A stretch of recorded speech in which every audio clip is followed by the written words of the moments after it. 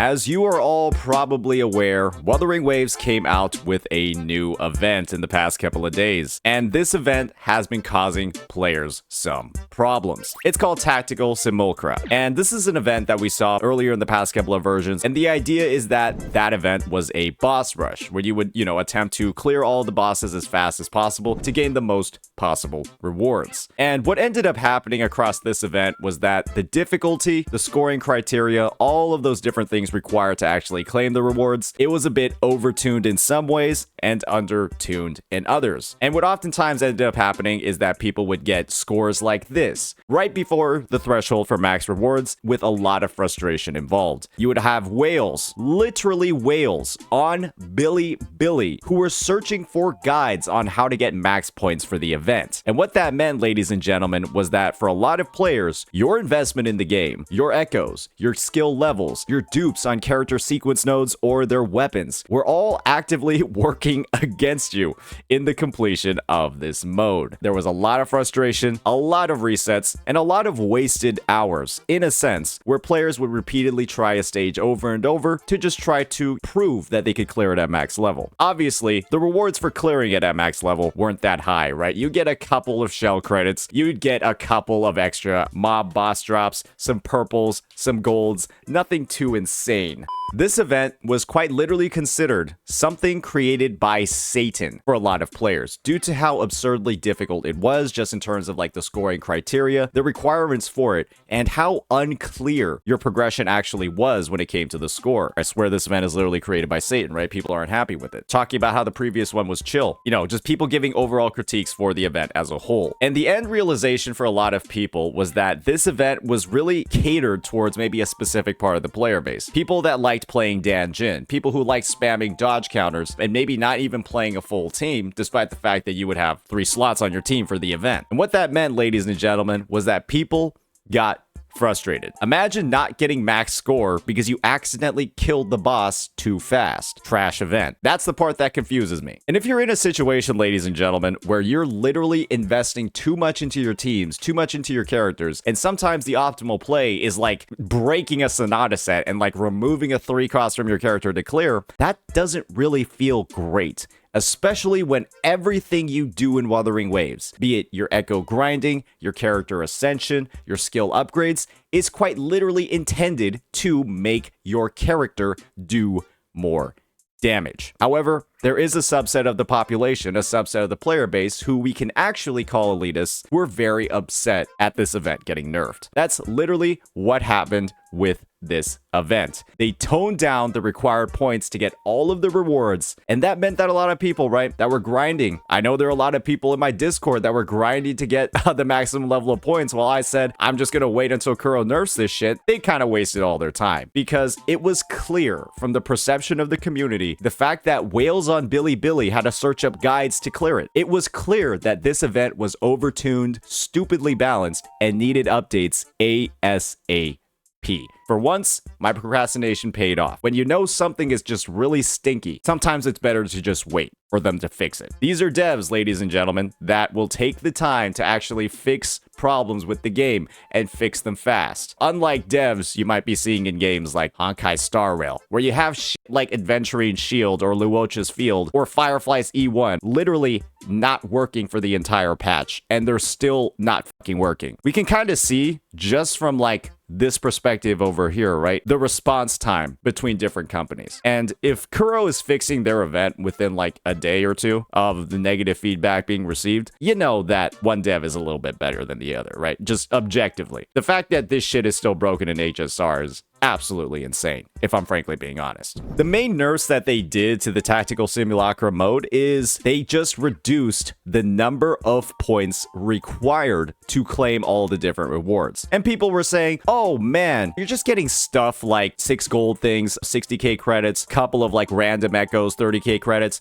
What's the big deal? This is like a mark of accomplishment. People don't like having their hyper invested characters basically invalidated. People don't like hearing their investment that they're making, the characters that they've been grinding for, they might have even pulled dupes for, are actually worse for the game mode than the trial characters who can grind out more of the technical points and the dodging. And so My viewpoint was they could have either increased the points that you would get from clearing faster, or just made it easier for everybody and reduced the number of points overall required. And what this meant, ladies and gentlemen, is that now, in combination with that, giving us Astrite, these devs know when they fuck up, when they horrifyingly balance an event, and they'll fix it on the spot. The problem here is that there were a couple of people, a couple of parts of the player base that were actually really not happy with it. We can just see that here with one comment on the Reddit. Most of us can agree, we're just saying that we hate this decision. And my response to that is proof. More points was a way to show off. Nowadays, it feels like Wuwa is catering to casuals. How much do you bet that this person actually doesn't spend any money on the game? They probably have bought maybe like a single pass, whatever, and now the only value that they're getting out of the game is feeling like they're better than other players. That is what you call a very strange mentality in a game that doesn't have like PvP, that doesn't have like a competitive leaderboard of any kind. Having this level of a mentality in a game that's inherently not really competitive in the first place is such a strange thing to have. And as we can clearly see, them saying most of us agree we hate this decision, and then them having negative 269 votes is pretty indicative of the fact that anybody supporting this event or hating the nerf to the event is kind of a clown, because you're in the situation, right, where you have a gacha game that's trying to appeal to as many people as possible, and you're in the mindset that it needs to be casual unfriendly, when that quite literally is not how the game should work. To me, it's really just indicative of this idea, right, that these types of players, these types of people feel a deep need in a non-competitive game to feel better than other players. And that, ladies and gentlemen, is just odd behavior. It's just strange behavior. This isn't a game like League of Legends or Dota 2 or Valorant or Counter-Strike, where you quite literally exhibit your skill over other players and beat them. This is basically every single game mode that you play is either co-op, where you work with other players, or it's just against AI. It's against like a set enemy. You're never fighting other players at all in any context of this game. And to kind of like feel this need to PvP in a game that doesn't have PvP is just generally a show of insecurity. It's strange. It's weird. When you have all of these people, right, that are heavily supporting mechanics that are either casual unfriendly or inaccessible to a large portion of the player base, that's where stuff just gets really murky. Or not even murky, that's where stuff just gets like really annoying when it comes to the community. The goal of these games is to appeal to the widest audience possible, and if you're not actively doing that, you fail as a gacha company. You fail as a company in this type of genre and in this type of game. This is actually one of the Billy videos where they're quite literally just going through how to clear this event at maximum difficulty. Guys, if you're a whale, you shouldn't really need a guide for this sort of thing. And this is just an example, right, of one of the videos that people are making to help whales clear the event. And I think their advice was use a weaker team like Chang Li and Havoc Rover, who are inherently just not going to be as strong as your S6 or as your S6 R5 characters. You'll kill the enemies too fast, you won't get all the points required, at least in the previous version, and it'll cause massive issues for actually claiming all the rewards in the first place. And so when you're one-shotting all the bosses, you don't get the dodges, you don't get those technical points, and you basically grief yourself out of the rewards for using a character that you've invested too much in. And that is just an awful feeling to have. And nobody liked it. And that's why they changed it. These are all the responses from the community in regards to this really elitist mindset that we're seeing. Now, I'm pretty sure most people like this change. And of course, this game is catering towards casuals. That's, well, how you make money. You can still show off your high points with the screenshot if that's a thing for you. You literally can still glaze yourself, right? By showing that you got like 4,500 points. Nobody's ever gonna get that high because nobody, I think, wants to waste their time grinding that much for an event that quite literally won't have any additional rewards. But, you know, if that's something that you want to do, you're still entitled to do it in the first place. Why do we feel this need, right, to lock people off from rewards, lock people off from progression, and have like this chip on our shoulder in a non-PvP game? Is our self-worth as a person or our self-worth as a gamer already so low that we need to find some way to increase it in a game that is not even trying to do that in the first place? Literally go play a PvP game if this is the kind of like joy that you're looking for in gaming. Go play Marvel Rivals, go play League of Legends, go play Overwatch, and literally just dominate other players. Like what is the point of doing that in a PvE game? It's honestly like a little bit pathetic, if we're frankly being honest. When we think about a lot of changes that are being made to the game, when we think about a lot of the updates that are being made to the game, this mindset over here, this to me is the same type of mindset that wants content like weekly resetting hologram bosses. If you're going ahead and you're saying, we want really hard bosses that are one-shotting you to reset every week or reset every 2 weeks, then you're just gonna have people that will quite literally not be able to clear it, not be able to get Astrite, and in turn heavily lose interest in the game. And when we're making suggestions like that, we are basically actively making suggestions that would kill the game. And remember, these devs listen. These devs actually integrate changes. I'm pretty sure that's why this event had such a hard-on for dodging and parrying, because people were like, the Tower of Adversity is just a time check. Oh, it's just HP sponges. I want weaker bosses with more dodging. And guess what? It's one of the most frustrating and annoying goddamn game modes in the game, where you're actively incentivized to run into enemy attacks to get as many dodges as possible. It's some complete doo-doo water. It doesn't make sense. And everyone's just like, what? Why the fuck am I doing this? When the devs quite literally listen too much and hear concerns and complaints from an extremely vocal part of the player base that frankly has no clue how to actually create or design a game for casual players, and they're suggesting all these hardcore changes that would alienate a massive part of the player base, that is how you suggest changes that actively kill the game. And so this is my response to all the people, right, that are making these sort of suggestions. Just sit down, relax. Okay, nobody's gonna think less or more of you from doing holograms more. Sure, you can do them once, right? And then maybe you wish that they could have like more rewards. Maybe incorporate them into the 12 weekly reset elusive realm rewards. Maybe put them in there. But to have this idea that you're gonna lock off Astrite, lock off really important upgrade materials behind content that people literally cannot clear at this point in the game, you are going to kill the game for a lot of people. Because when you have the FOMO, right, when the only thing separating you from rewards is a skill issue, that's when you simply decide to stop playing the game. And that's how it is for a lot of hardcore games in the past. And that's why a lot of games in the gacha genre have EOS'd, because people, they're locked behind the rewards, they see them fading away, they see that they permanently lost things, and they don't want to play anymore. That's just how it is. When you start losing more and more of those permanent rewards, ladies and gentlemen, you stop wanting to play the game. And it's really just that simple. If we're going ahead, we're making those arguments again, like the hologram daily reset, we are actively basically trying to kill the game. So please, stop it. Get some help. Find some self-worth elsewhere. There's no need to put so much of your self-worth into an accomplishment in a video game. There's no reason for that. Honestly, it gives really big, really insane loser vibes that you have no other way to like get recognition. You have no other way to like feel good about yourself than just like lording your ability to play the game over other people. It's odd behavior. And frankly, you look like a bum. So just stop it. Bruh, then what's the point of getting good on the game? To be good at the game?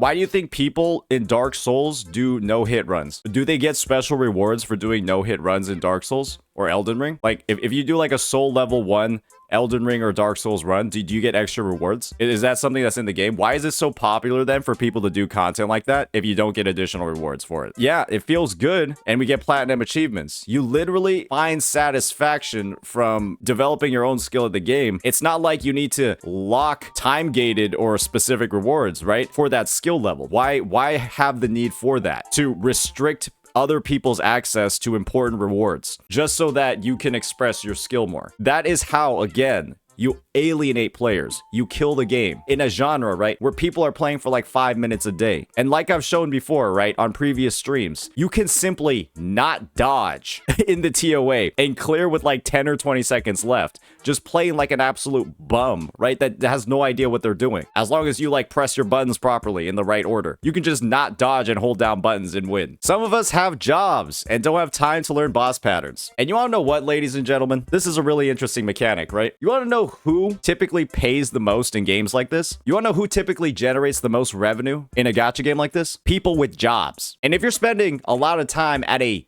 job and you're not spending time sweating in this game to like master and learn every goddamn mechanic and boss moveset and like parry window and how to get 3 dodges within 1 spin of the gorilla, guess what? Those are the people with jobs. And then the people with jobs are also the ones that are likely paying the most for characters and paying the most on the content. And so why would you want to alienate the people with jobs that are paying the most on the game? It's just so we can have like 1% of the player base get an inflated sense of self-worth. We're gonna alienate the people that support the game the most. Oh man, like I said before, guys, if the people who are suggesting so many of these changes, like keep this game mode hard, have weekly resetting holograms, blah, blah, blah, if people like you were actually developing and balancing a game, it would EOS in like 3 days. Let's be honest here. A lot of you guys, frankly, have no clue what you're talking about. You're thinking in a bubble, and you are a very vocal minority that genuinely have no idea how like gameplay mechanics work in a gacha game, but you're telling people to do stuff that will actively destroy the game. So just stop it. Recognize the audience, recognize the genre. Just stop it. Bruh, if you can't clear content in Wuwa, you're just a tourist. If you hardly play the game, you shouldn't be able to clear hard content. Wow, such a hot take. Casuals are killing the game. Not gonna lie. Last rewards aren't even that good, TF. I only missed the final reward like twice, but you only attempted each stage once. Casual shouldn't dictate hard or endgame content. What a hot take. You do realize there's a reason why the TOA is doable without dodging, right? That if you invest enough into your character, you can just do it. So the current endgame content is actually pretty approachable by casuals if they just play for long enough. It's just an event, but suddenly it's endgame content that they're dictating, but now it's just an event. You are like flip-flopping over. Purple Rain, I just have a question, buddy. You don't have to answer because a lack of answer will still be an answer in this scenario. How much do you actually spend on the game? I'm just wondering. I'm just wondering how much you spend on the game. Hello? Did you run away? Quit the game if you don't have time to play. Hey, guys, everybody, the people that pay to catch up in the game because they don't have time to play, they should just quit. The people that pay to catch up because they don't have time to play, they should just quit. This is what I mean. This is what I mean by if you guys were game developers or game balance designers, your game would EOS in like less than a week. You genuinely have no idea what you are talking about and trying to make suggestions like this. And this is why having a developer that listens to feedback a lot can be dangerous because you will have brainlets in the community. Those that have not even taken half of a business class telling you how to run your business. And hopefully the devs can keep in mind who is posing as some MBA, The Apprentice, Shark Tank-esque intelligence when they genuinely have the exact opposite in their IQ, or at least their business IQ, their general understanding of how companies and revenue generation works. You're gonna end up with takes like this. And now we got Purple Rain. I do believe he is a free-to-play player trying to have a chip on his shoulder. Oh man, I'm so good at this content. We need super difficult content that only like 1% of the player base can do. I'm pretty sure his lack of response just inherently means, ladies and gentlemen, the guy actually has not actually spent any money on the game. And he's telling people, hey, we should make decisions that ostracize and alienate the people that do spend money on the game. You are somebody, in your lack of foresight, in your lack of understanding of business, in your lack of understanding of simply gacha gaming as a whole, are pushing for decisions that will, and let me say this again, that will kill the game. So with that, ladies and gentlemen, hopefully that was a bit clear in terms of why this event got nerfed, why listening too much can sometimes be a problem, and just in general, how responsive Kuro Games is in relation to that listening. They saw that people hated this event. They saw that whales, literally their biggest financial supporters, hated this event and made all of their investment, all of their spending, all of the effort that they were putting into building their characters completely worthless in a lot of different ways. And that, ladies and gentlemen, is again something that destroys the game. And you probably don't want to do that, especially when you're about to release one of the biggest updates in gacha gaming with version 2.0. Let me know what you all think about this situation, and peace out.